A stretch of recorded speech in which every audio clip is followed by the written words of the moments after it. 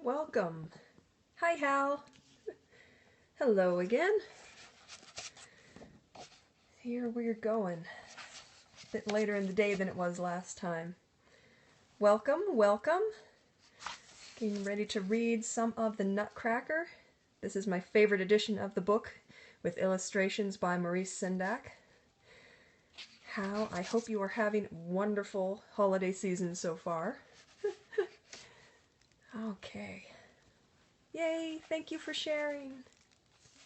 Welcome to Michelle, welcome. Let's see. So yesterday I read the first couple chapters, and today we're going to start with Strange Happenings. Strange Happenings. And I posted the episode 1 on YouTube and shared it on Twitter. So, let's see, let's turn this around. Welcome, Society of Moss and Lace. Welcome. Welcome. So here we go with the Nutcracker. So, Marie has just been put in charge of the Nutcracker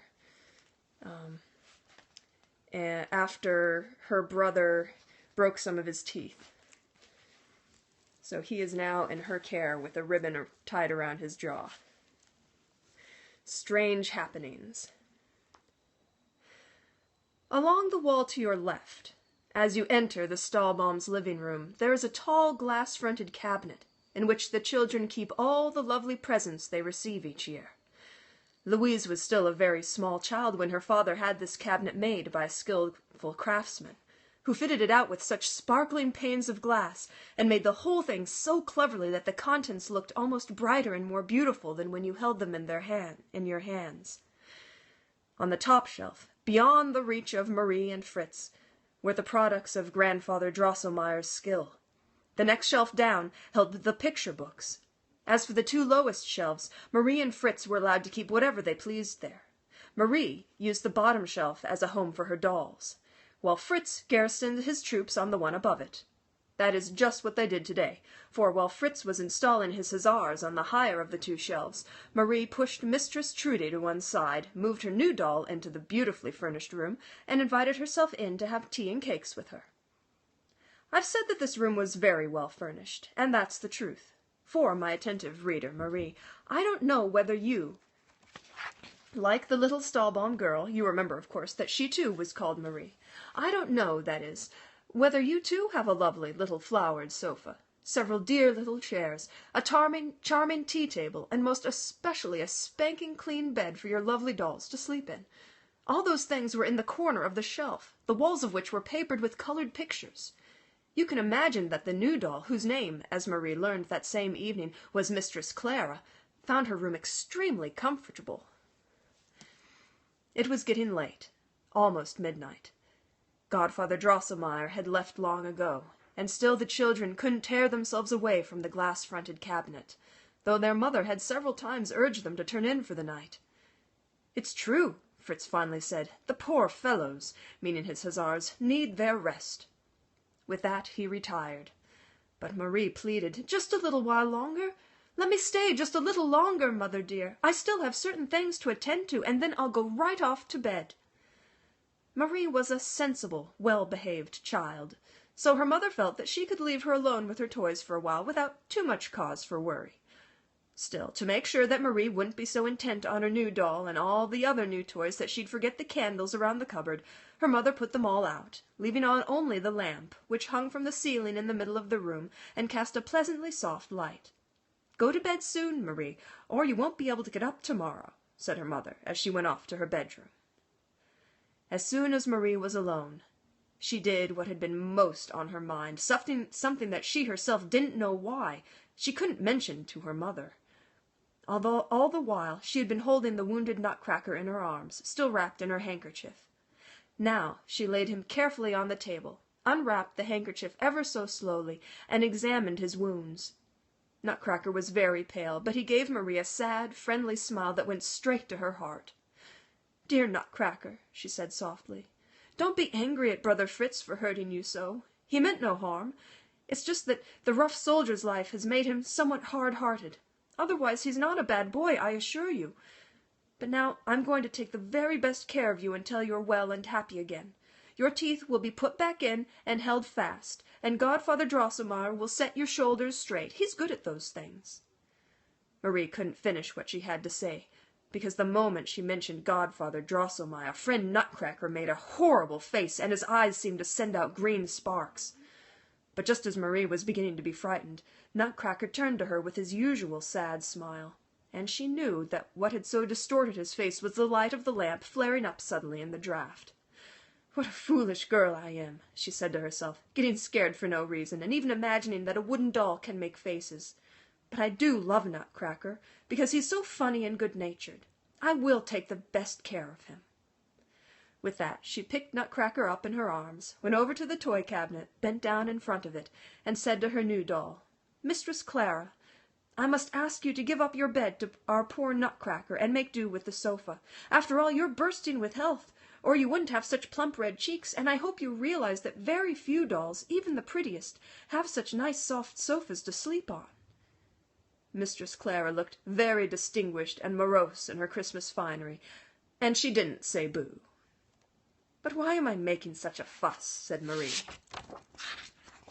Whereupon she pulled out the bed, put Nutcracker in it gently, took a pretty ribbon that she usually wore around her waist, and wrapped it around his injured shoulders, and drew the bedclothes up to his nose.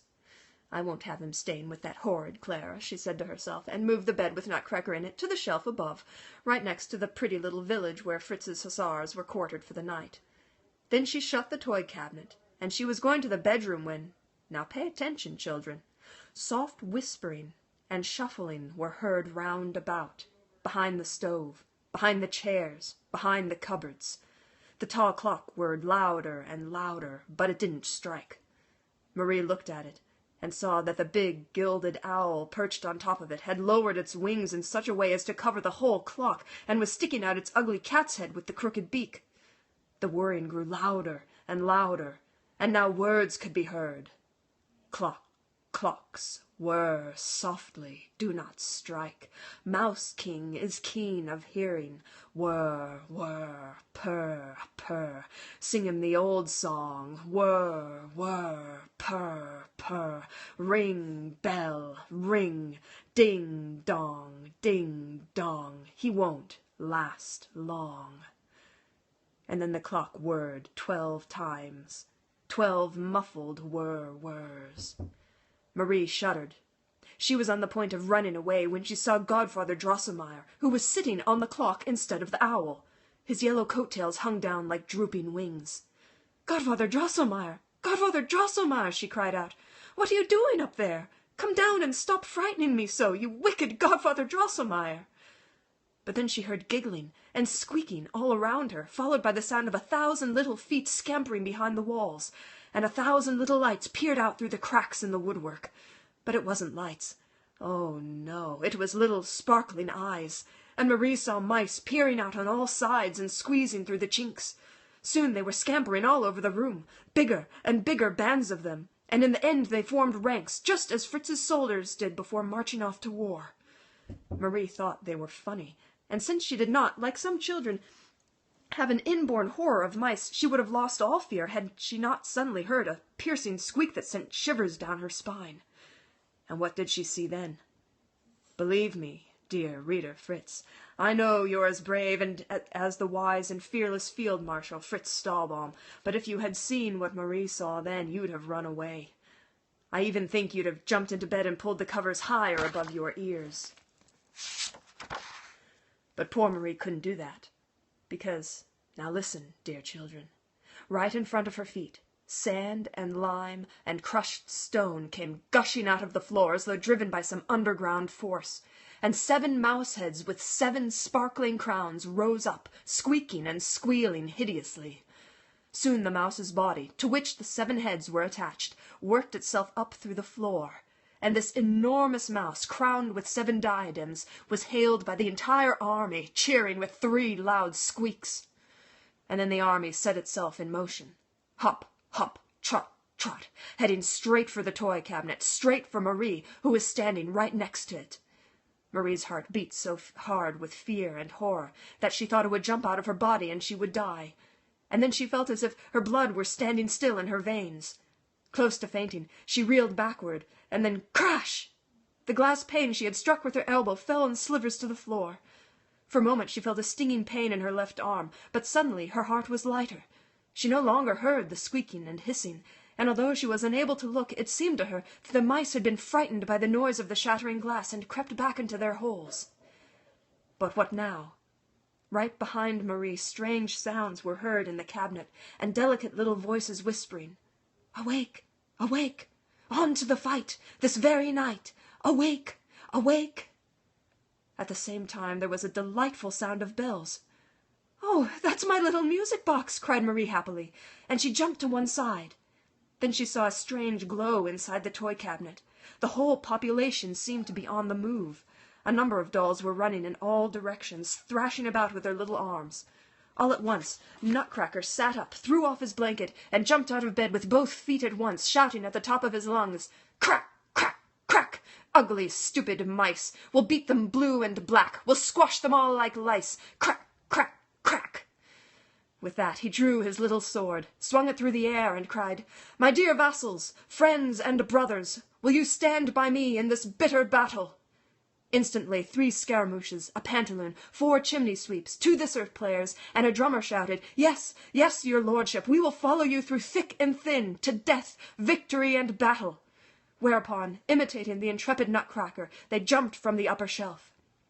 It was easy enough for them to jump, as they were fully dressed in silk and wool, and besides there was nothing much inside them but cotton and sawdust, so they just plumped down like sacks of wool.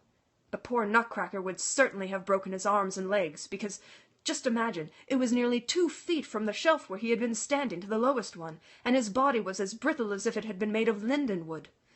Yes, Nutcracker would undoubtedly have broken his arms and legs if, just as he leapt, Mistress Clara hadn't jumped up from the sofa and caught the hero, drawn sword and all, in her arms.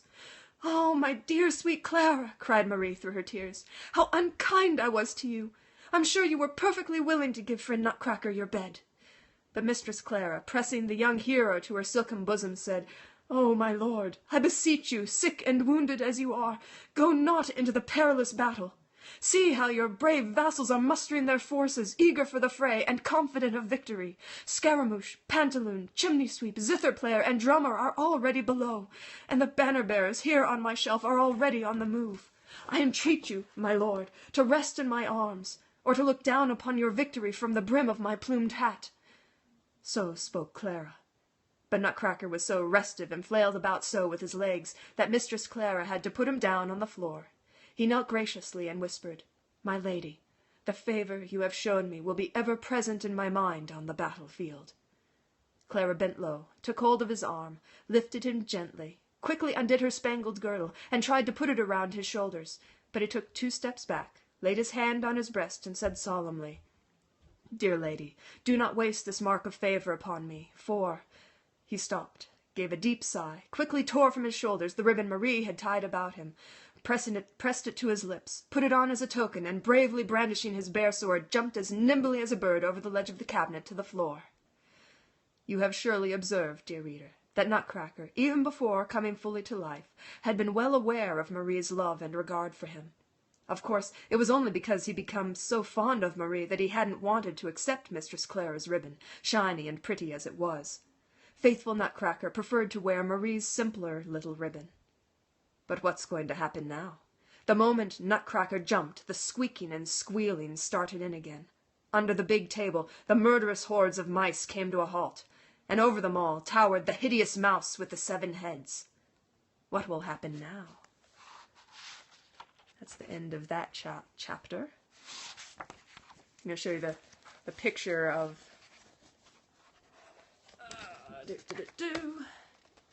Oh, you're very welcome. You're very welcome. There's the 7-headed Mouse King. I love the illustrations in this book. They're done by Maurice Sendak. So let's see. Thank you very much for coming, for tuning in. I love reading out loud. I'm going to read one more chapter. A new fan. Love my hair. Oh, thank you. It's a little It's a little frizzy from the rain today. Hi from the Ukraine. Hello, Ukraine. Welcome, welcome. I'm Christine Williamson. I'm usually in Orford, New Hampshire, on the east coast of the United States, but at the moment I'm in Virginia. So, welcome, welcome, Trouble Bloma or something. Hello, Tanzania. Hello, hello. Alexander, nice to meet you. It's nice to meet you too. Hello from Illinois. Ah, Illinois. I'm in Virginia right now. I'm usually in New Hampshire. Okay. Uwalaka.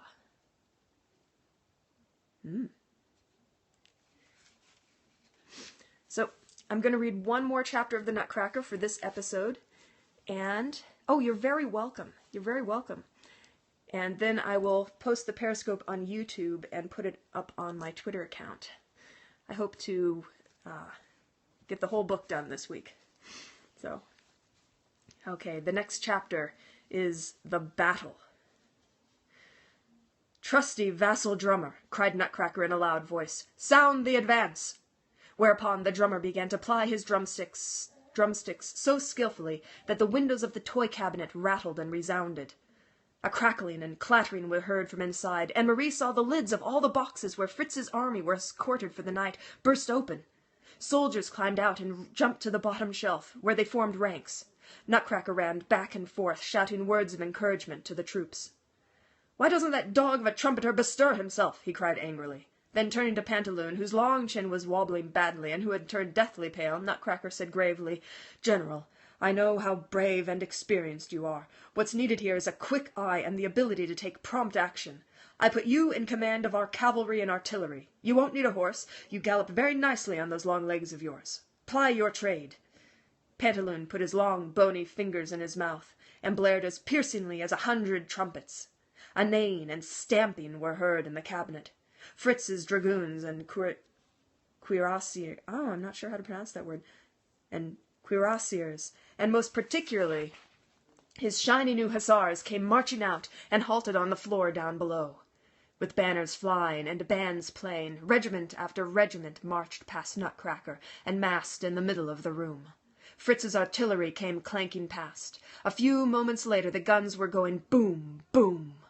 Marie saw sugar balls landing in the serried ranks of the mice, who were spattered with white powder, which made them feel very sheepish. But the worst damage was done by a battery of heavy guns set up on Mamma's footstool, which fired jawbreakers, boom, boom, boom, in quick succession, at the mice, many of whom were laid low. But the mice advanced irresistibly and overran some of the artillery positions. Such was the confusion, and such were the smoke and dust, that Marie could hardly see what was going on. But this much was certain. Both sides fought with grim determination, and for a long while victory hung in the balance. The mice brought up more and more troops, and the little silver pills that they hurled powerfully and accurately with their slingshots penetrated even to the glass-fronted cabinet. Clara and Trudy ran about in despair, wringing their hands till they were sore. "Shall I, the most beautiful of dolls," cried Clara, "die in the bloom of my youth?" "Was I to perish within these 4 walls," sighed Trudy, "that I have preserved my youthful bloom down through the years?" Then they fell on each other's necks and cried so loud that they could be heard above the din of battle. For, dear listener, you can have no idea of the hubbub that now broke loose. Biff, boom, clatter, bang went the guns and muskets, and through it all the king of the mice and his hench mice squeaked and screamed. Nutcracker's mighty voice could be heard shouting useful orders, while he himself could be seen striding amid his battalions in the thick of the fire. Pantaloon had led several brilliant cavalry charges, and covered himself with glory. But Fritz's hussars were bombarded by the mouse artillery with nasty, foul-smelling pellets that made horrid spots on their little red jackets. After that they lost all desire to advance. "Column left, march!" cried Pantaloon. In the enthusiasm of giving orders, he too wheeled about to the left, and so did his cuirassiers and dragoons. In other words, they all column left marched and went home.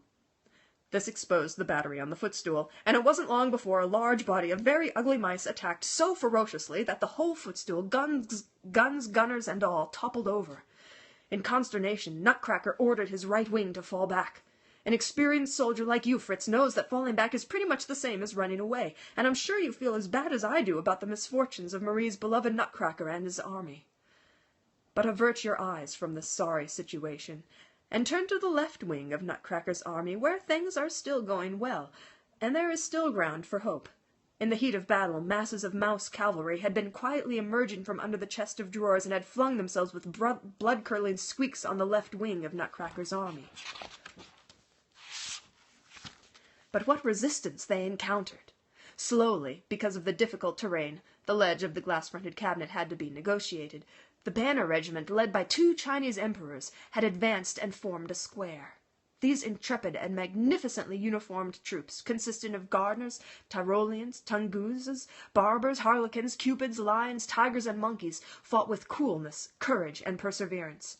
With their Spartan bravery, this elite regiment would have wrested the victory from the enemy, had not a daring mouse captain leapt into the fray and bitten the head off one of the Chinese emperors, who in falling crushed 2 Tunguses and a monkey.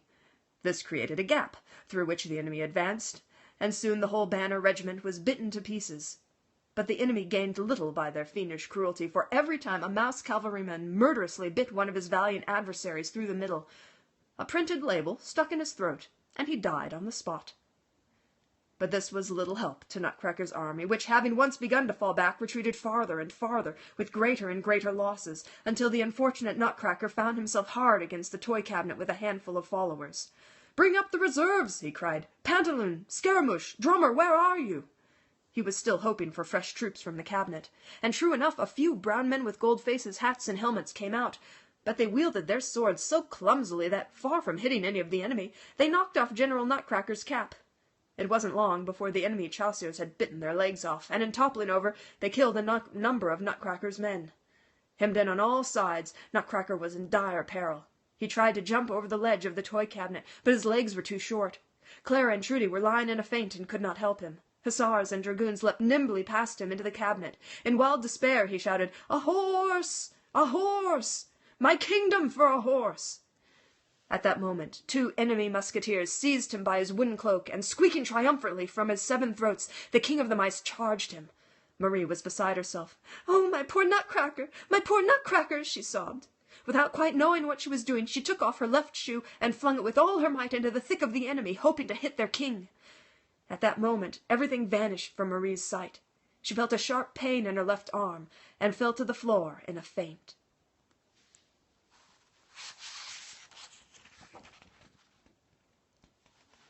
And that's the end of that chapter. There's a picture from the battle.